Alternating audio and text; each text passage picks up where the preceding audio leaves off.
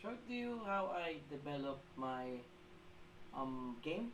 It's called Ren's Platformer. It's a simple platformer game with your Python. So simple lang siya. It's going to be one person from point A to point B.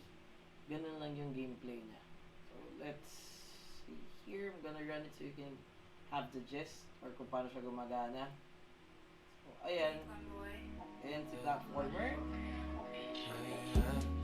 Start level 1, sobrang dali lang. Give you the gist of what's happening in the game.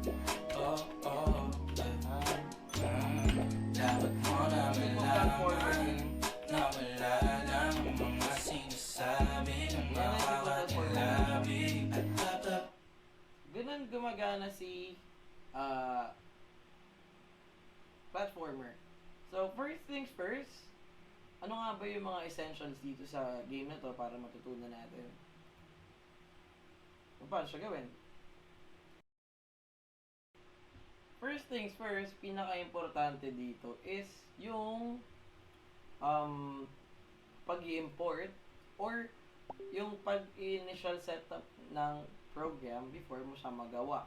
So, dito, sa first line of code, sa first line, dineclare ko na dito kung ano yung width, yung height, kung ano yung frames per second ng game, which is very much important kasi dito mo makikita kung gaano ka-smooth or gaano ka-hindi. So, pwede mo naman siya palitan to 30, pwede mo siya palitan to 40, 50, but the average game kasi lalong-lalo na, you know, being a gamer myself, 60 ang average or best. Hindi naman siguro, depende sa laro eh. Pero for this, I set a limit or standard na 60 frames per second lang siya.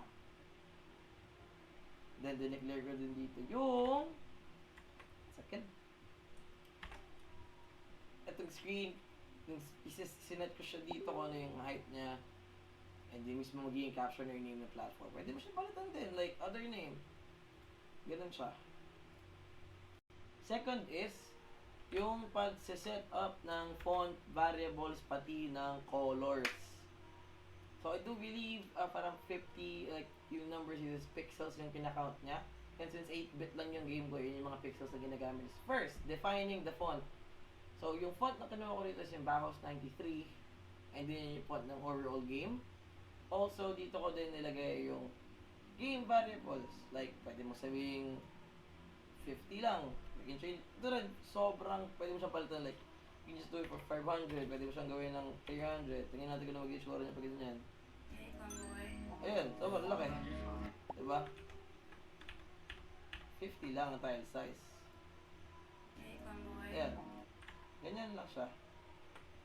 Diyan mo siya i-declare. Pati yung mga colors. Sa colors naman, dapat alam mo yung hex code ng colors na gagamitin mo rito.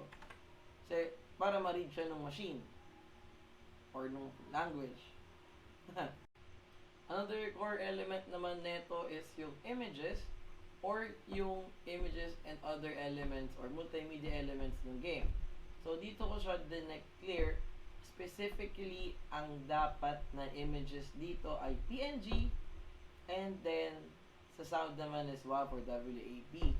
So, dito mo siya ilalagay, kailangan mo siyang i-declare dito and also, kailangan mo siyang i-save sa isang location na ma-detect ng program itself.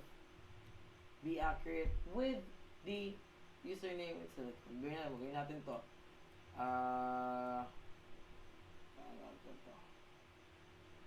Tagal natin yung T. Pag nalawa mo yung syntax niyan, hindi na siya hindi na siya gumagaran. O ini mo muna kasi yung code. Balik natin. So, another thing na important dito sa ating program is to render out the text para makita natin yung text sa project. So, what we're gonna do is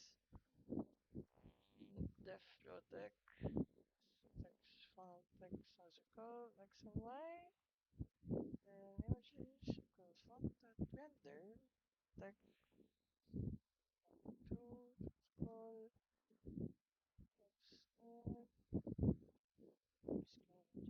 so ito kasi purpose kasi nito is para ma-render out yung text sa ating screen. Yan siya.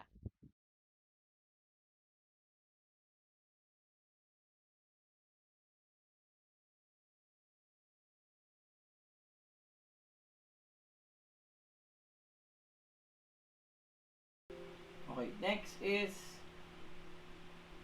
kailangan nating ilabas yung reset level function. So, bakit kailangan ng reset level? Kasi given na platformer game ito, kailangan natin ma-reset yung level every time na matatapos or makakomplete yung game. So, kasama dito yung pag-reset ng mobs, kasama dito yung pag-reset ng stages. Hindi siya randomly generated, okay? Naka-declare dito kung, excuse me, kung ano yung specific na part. So, maglo-load siya ng level data na ginawa na pre-made. So, yung stages na ginawa natin, i-reset niya siya every level or every completion ng level. Kasama na doon yung mga coins, yung mga dummy coins, kumbaga, or yung mga, para makita mo yung mga score pagkatapos. So, we need to put this here. First things first, screen. Kasama dyan yung mga screen height and yung size ng tiles para sa specific na level.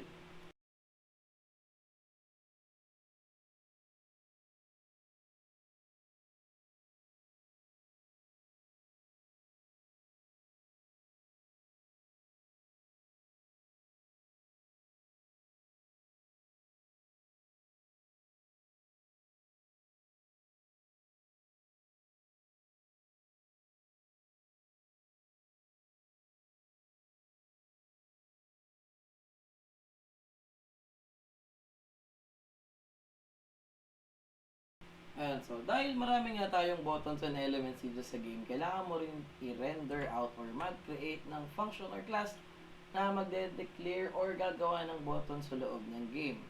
Kasama na rito yung rendering niya and kailangan din ma-detect dito yung bawat clicks. Kasama na rin siguro yung mga posisyon ng mouse. So, ang gagawin natin dito is, pasadaan ko na lang. Share the screen and how I did it. Of course, this is also based from researches and not like with programming. But, ang pinaka-function ng part na ito is to determine or to create, it handles the button creation itself on the game. Also, it detects every time you click a button, ano yung magiging action dito. So, that's that.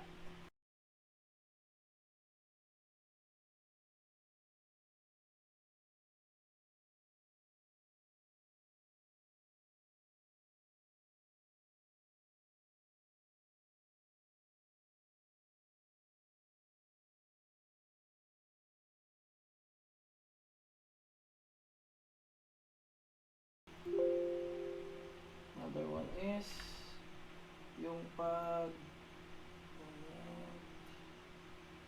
pinax-forward ko na lang. So, another here is yung world class. So, itong part na to is yung pag-degenerate ng mismong world. So, etong lines of codes nito is nag-represent ng overall world creation.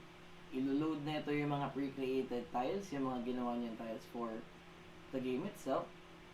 You're going to put this to support the concept of creating the world base dun sa data or sa specific level, o base dun sa data ng specific level na nandun yung player. For example, level 1, level 2, and level 3. This code itself represents that specific part para matulungan yung system or para mautusan yung system na i-load to specific data na ito.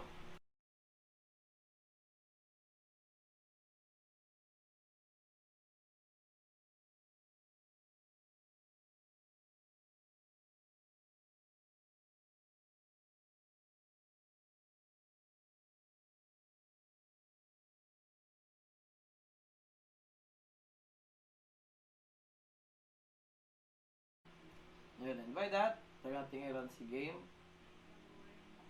Yun. It's fully functional. So, as I said, randomly generated. Dapat i-declare mo yung mga pixels here. Try natin mga isang level. So, yan. So, since randomly generated, di mo siya randomly generated, yung mga levels, yung mga levels ng laro ay generated every completion in hirap pa. Every completion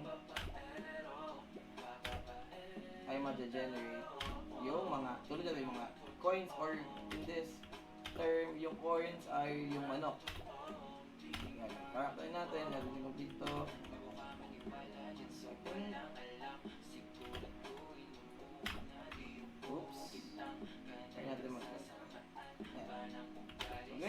simple game natin. Let's go. Very simple platformer game. Hope you guys learned something from this. Yan lang. Thank you.